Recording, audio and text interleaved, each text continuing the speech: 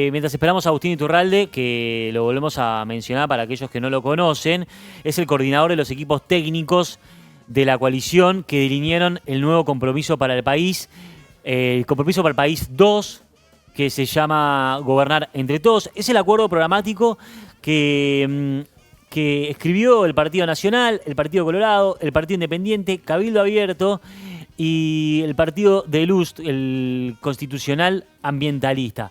Entre todos llegaron a un acuerdo y hicieron este Gobernar entre Todos de 33 páginas. Sí, ¿algunas querés que comentemos? Dale.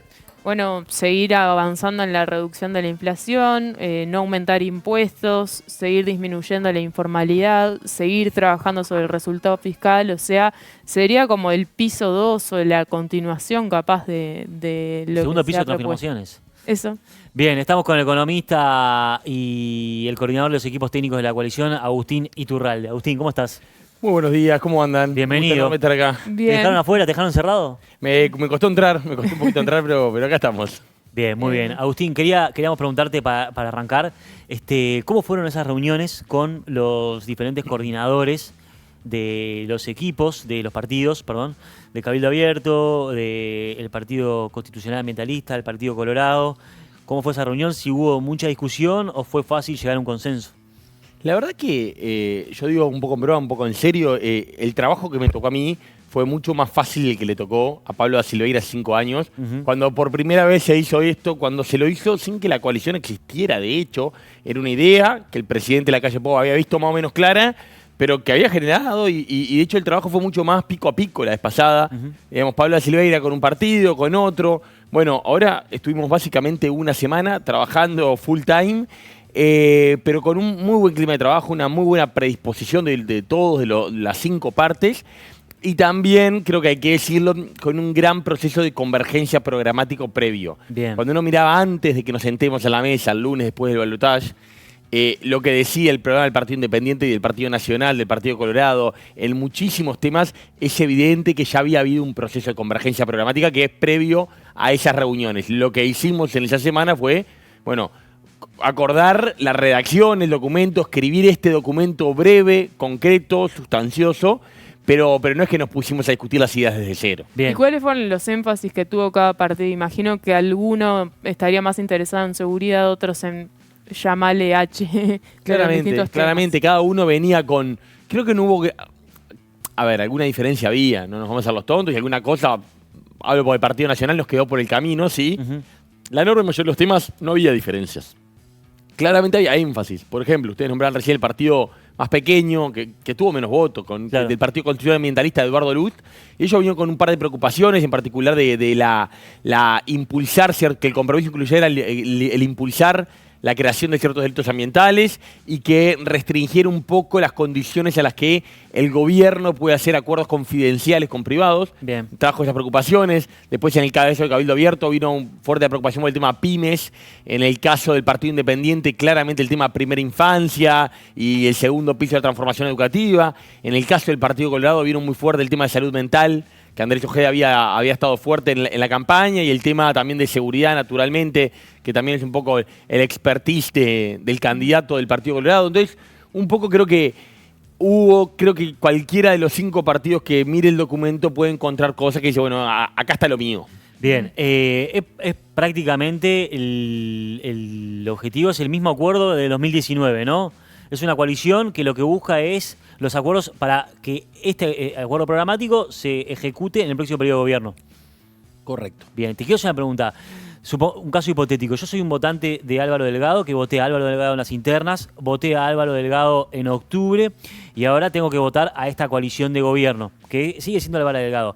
Y yo estaba muy firme con que este gobierno o Álvaro Delgado logre llevar al Parlamento la libertad de importación de combustibles. Sin embargo, quedó afuera del compromiso por el país. Digo, ¿qué pasa con esos votantes de Delgado? ¿Qué, van a quedar afuera o no van a poder seguir ese proyecto? Es la vida misma, ¿no? Es la vida misma. Tú agarrás el tema emblemático. Pero es un tema emblemático del Partido Nacional. Incluso la calle Pou lo llevó a la LUC y también quedó afuera. Nosotros estamos muy, muy conformes con el 98, con mucho 99, con muchos 9% de las cosas que quedaron adentro.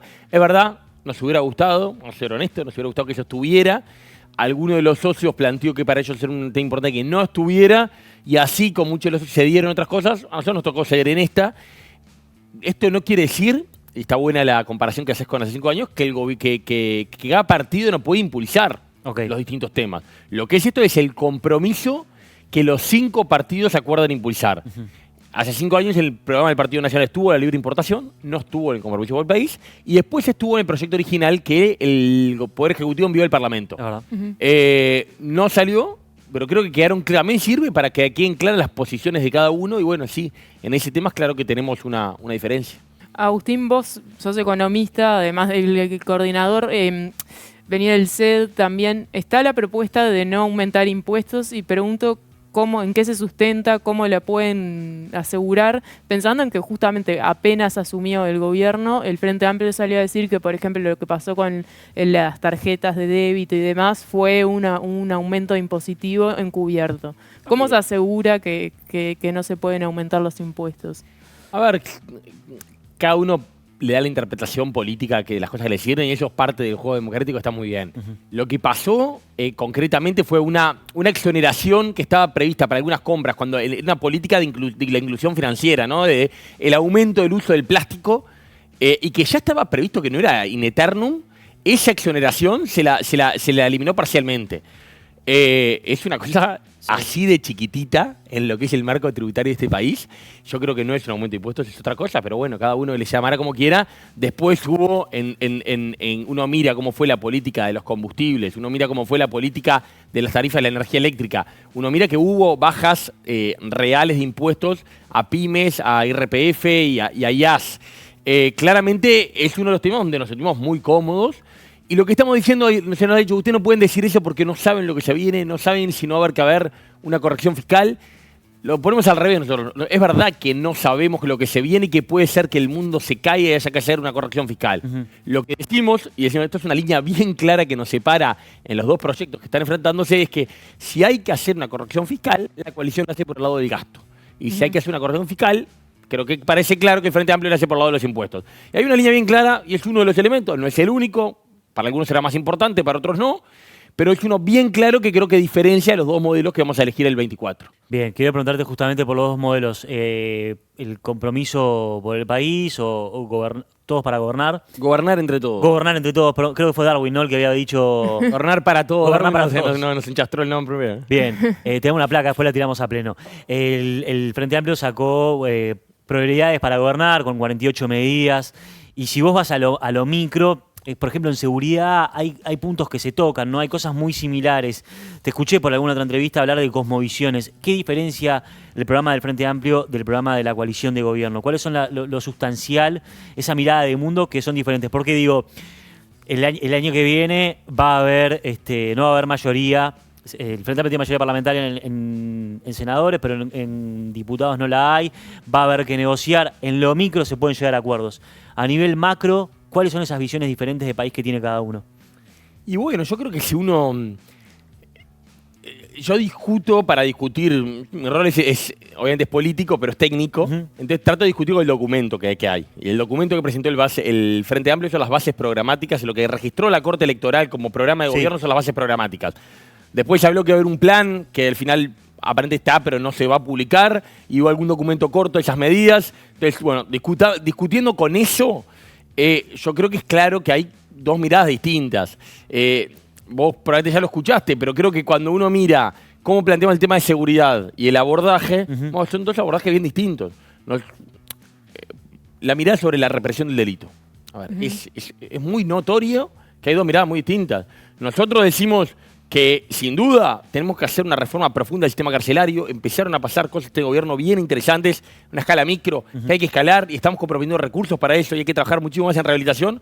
Pero decimos, no existe seguridad pública eficaz y eficiente sin represión eficaz y eficiente. Bien. Y ahí, vos revisás eso y la palabra represión no existe. Y si aparece esa palabra desprisionalización, que nadie termina de explicar muy bien qué quiere decir, y aparece una mirada todo de, bueno, la criminalización de ciertos sectores, que creemos que es la mirada de la seguridad que predominó en los 15 años anteriores y que creemos, y los números lo avalan, que fue un fracaso.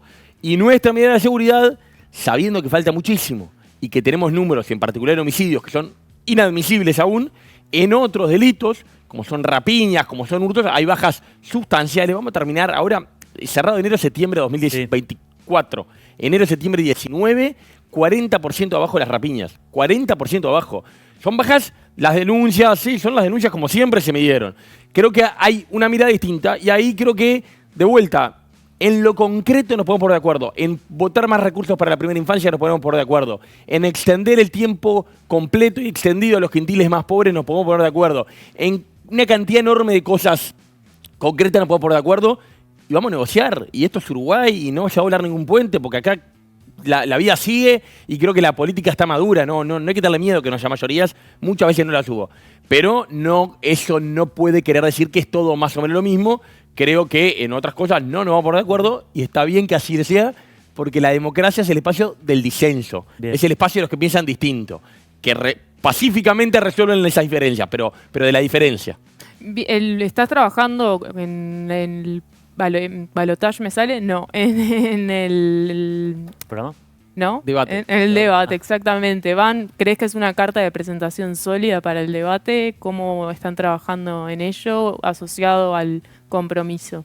Estamos trabajando bastante, nos estamos preparando. Obviamente, nosotros estamos muy confiados que creemos que Álvaro Delgado es una instancia, un tipo de encuentro donde se maneja con mucha soltura, muestra el gran dominio de todos los temas que tiene. Y creo que va a servir, es un elemento más, no se termina la vida en el debate. Los debates no necesariamente cambian todo, pero sí creo que es una instancia, junto con los programas de gobierno, para jerarquizar la discusión de ideas. En vez de hablar de votar por el más lindo, el más simpático, votemos, discutamos y confrontemos de vuelta. Esto es la democracia. Pacíficamente, pero frontalmente, nuestras diferencias. Y confrontémosla. Eso lo que que es un lugar respetuoso de confrontación de ideas y de propuestas. Y bueno, para eso estamos trabajando y vamos a esperar que esa hora y pico del domingo en la noche sirva, agregue valor para que los uruguayos tomen la decisión con más información y de mejor calidad. Claro. Agustín, quería preguntarte, en el programa hay algunas cosas que se repiten del programa anterior, el mismo que se escribió en 2019. ¿Por qué ocurre eso? Porque digo, lo he escuchado también dirigente del Frente Amplio diciendo volvieron a poner las mismas cosas en el gobernar entre todos. Digo, al final, el votante de la coalición, digo, ¿qué explicación se le da? A ver, hay distintas explicaciones. Obviamente todos los programas, si uno los mira elección tras elección, sí, hay cosas que encuentra que se repiten y eso puede tener varios motivos. Uno, y nosotros lo dijimos, y Álvaro lo dijo cuando presentó esto, que hay un porcentaje de cosas que está un poco por encima del 10%, un poco, de cosas que no se pudieron hacer, que no se pudieron llevar a cabo. Y muchas de esas están de vuelta. Otras porque en realidad son lo mismo, pero es la profundización. La regla fiscal. Nosotros decimos, este país necesita una regla fiscal. Votamos una regla fiscal con 3 pilares, se la llevó de referéndum, se triunfó, se ratificó la regla fiscal, pero ahora estamos diciendo, pero hay que perfeccionarla porque tiene cosas. La regla fiscal, que para que lo entendamos todo, es atarle un poquito las manos a los gobernantes de cómo pueden gastar. Cuando no es regla fiscal, el gobernante viene la crisis, se ajusta, viene la bonanza, gasta como que no hay mañana, vienen las elecciones, saca el carnaval, empieza el gobierno, ajusta. Bueno, evitar ese tipo de comportamientos con una regla fiscal. Y bueno, esto fue una buena regla fiscal que mejoró las finanzas públicas, hay que seguirla perfeccionando. Entonces, estamos diciendo avanzar sobre lo construido. Bien. Y bueno, hay de todo. Hay cosas que pueden haber quedado, hay cosas que profundizar, hay cosas que creo que parecen lo mismo pero no lo son. Justo en el punto de la regla fiscal, al final de este año se había denunciado de parte de la oposición que no se cumplió la regla fiscal tal cual se había prometido el gobierno. Sí, el gobierno está diciendo que hay una probabilidad de que este año, vamos 4 años de regla fiscal y se cumplió los 3 pilares los 4 años. Se viene cumpliendo todo tiqueado. El gobierno mismo acepta que este año hay algunas complejidades en algunos, son 3 pilares, que uno de los 3 pilares puede tener algún problema de incumplimiento. Esas son cosas que pueden pasar. El tema es, cómo corregimos y cómo volvemos al cumplimiento. Creo que hemos tenido un gran paso adelante en el vínculo con la oposición y la regla fiscal, que pasaron de querer derogarla y decir que no servía para nada, a decir, pero no es suficiente. Pero hay que perfeccionarla. Pero el tope de deuda, pero acá el comité de expertos, cómo define tal número. Ok, buenísimo.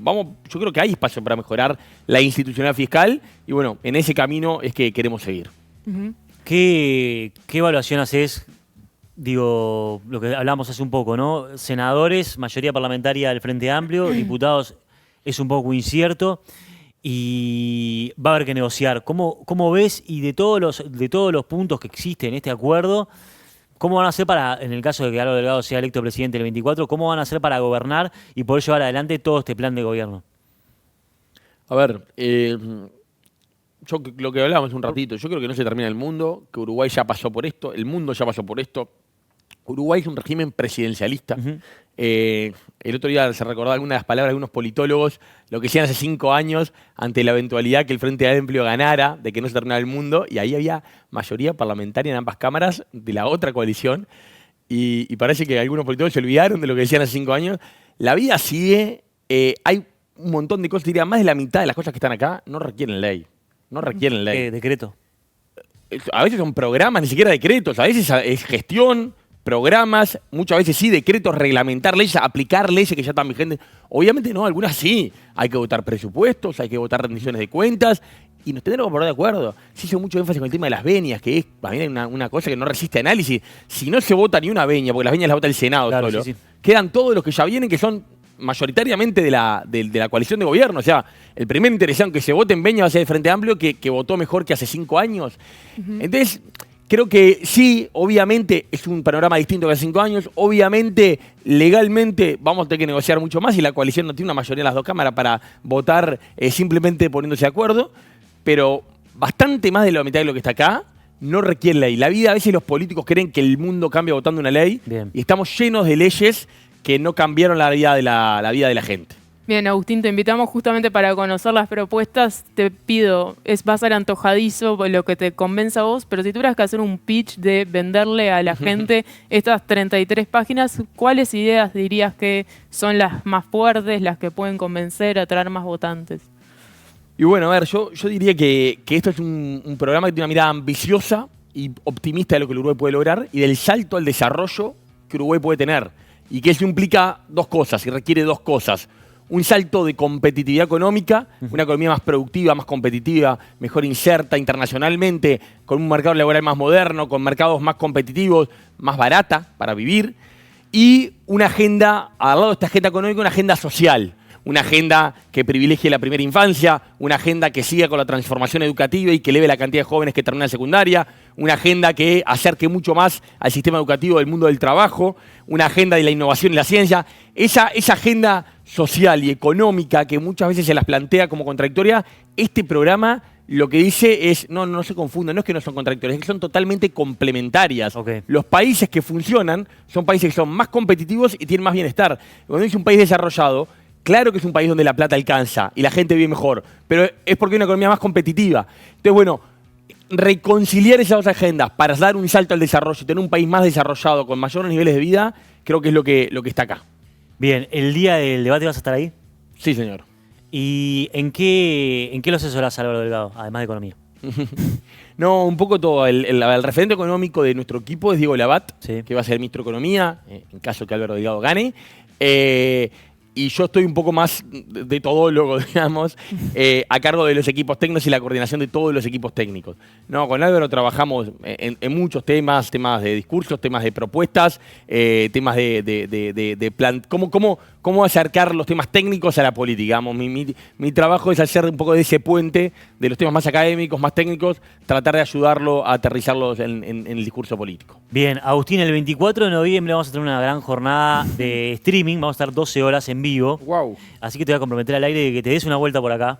O al menos usás una videollamada Sí. desde el comando de Delgado. Eso, desde el comando Sería delegado, espectacular. alguna comunicación para rellenar esas 12 horas. ¿Cómo no? Una Bien. vuelta nos pegamos. Bien, muy bien. Agustín Iturralde, economista y coordinador de los equipos técnicos de la coalición que recientemente delinearon el nuevo compromiso para el país, gobernar entre todos. Muchas gracias por venir. Gracias por estos minutos en Cierre del Mundo. Muchas gracias a ustedes por la invitación.